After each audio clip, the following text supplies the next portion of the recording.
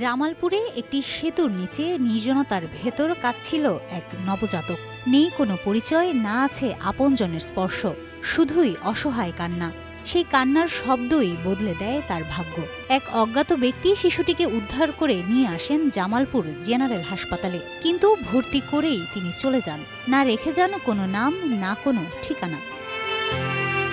সংকটাপন্ন অবস্থায় ভর্তি হওয়া সেই ছোট্ট কন্যা শিশুটি এখন অনেকটাই সুস্থ। গত ২১ দিন চিকিৎসক ও নার্সদের নিরলস সেবা আর ভালোবাসায় ধীরে ধীরে নতুন জীবন ফিরে পেয়েছে সে। হাসপাতালের সিসিইউ ইউনিটের একটি বেডই এখন তার ঘর, আর সেখানকার মানুষগুলোই তার পরিবার।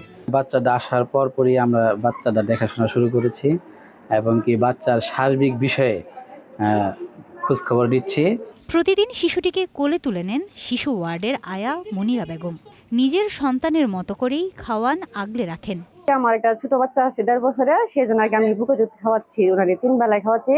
আর যখন আমার কাজ শেষ হয়ে যায়, বাসায় চলে যায়, তখন এখানে সিস্টাররা, তারপর মামা খালার আছে, তারা সবাই মিলে অন্যান্য বাচ্চার মায়ের কাছ থেকে দুধ নিয়ে তারা খাওয়াচ্ছে। আমি পাশাপাশি আমি এবং আমার ওয়ার্ডের যত নার্স আছে সবাই চেষ্টা করতেছি বাচ্চাটাকে একটু মায়ের স্নেহেই এখানে মায়ের স্নেহটা দেওয়ার জন্য। তবুও কোথাও না কোথাও রয়ে গেছে শূন্যতা। যে বয়সে থাকার কথা মায়ের বুকের উষ্ণতায়, সেই বয়সে সে শুয়ে আছে হাসপাতালের বিছানায়। এরই মধ্যে শিশুটিকে দত্তক দেওয়ার প্রক্রিয়া শুরু করেছে কর্তৃপক্ষ। ভালোবাসায় ভরা একটি নতুন পরিবারের খোঁজে এসেছে ১৪টি আবেদন। সমাজসেবা অধিদপ্তর কর্তৃক নির্দিষ্ট শিশু কল্যাণ বোর্ডের মাধ্যমে এখানকার বিচার বিভাগের সহ আমরা সিদ্ধান্ত নিব এই বাচ্চাটাকে কাকে পরবর্তীতে হস্তান্তর করা যায়।